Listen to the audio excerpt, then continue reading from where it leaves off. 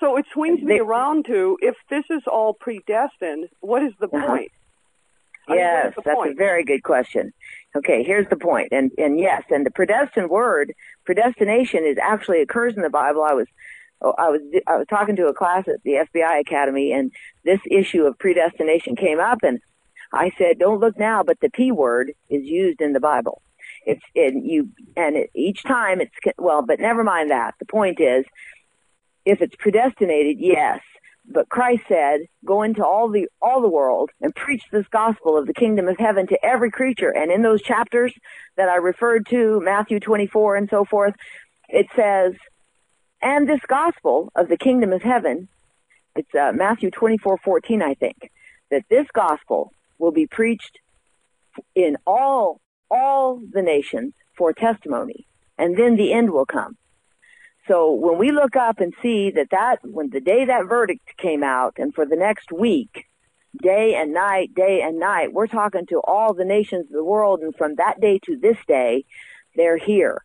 You understand? They're here. I was talking to a Dutch journalist the other day.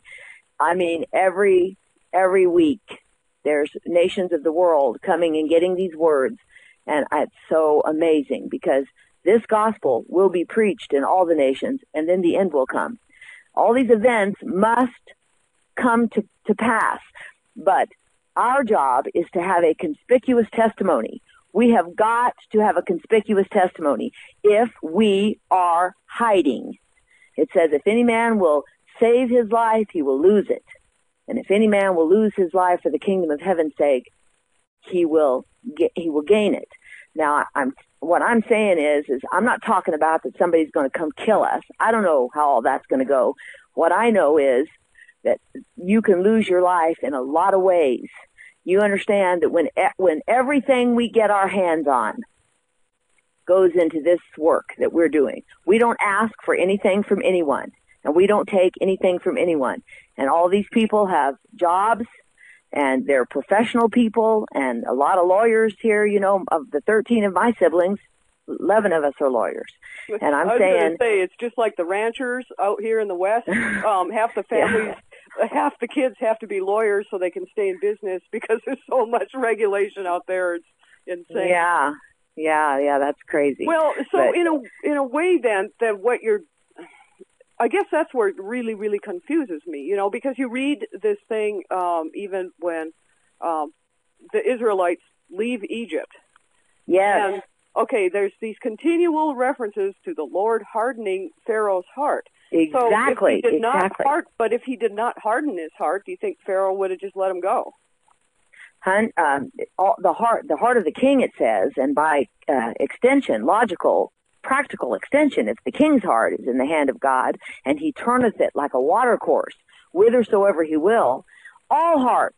And he says, like when it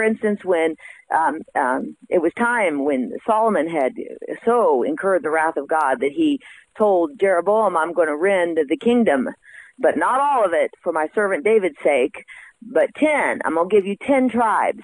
And so it says that then it plays out the drama.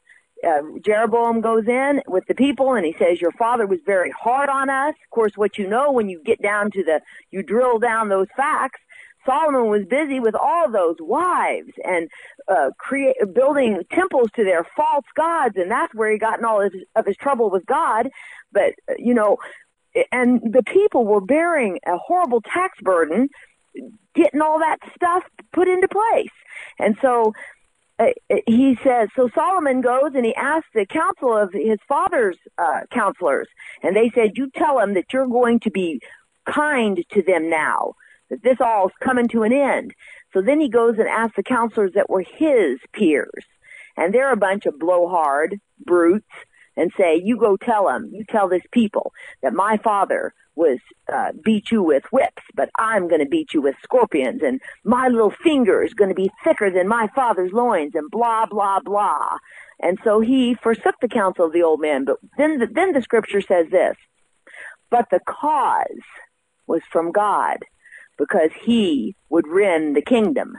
And that's all there is to it. And it's just like with the cause was from God when sending that lying spirit into the mouth of all of Ahab's counselors, so that he would go up to Ramoth Gilead and be killed.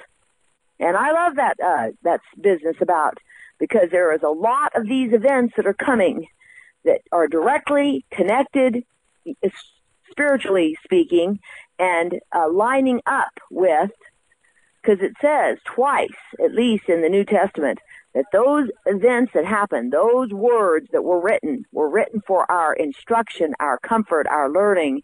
And it says specifically at one spot, upon whom the ends of the world have come.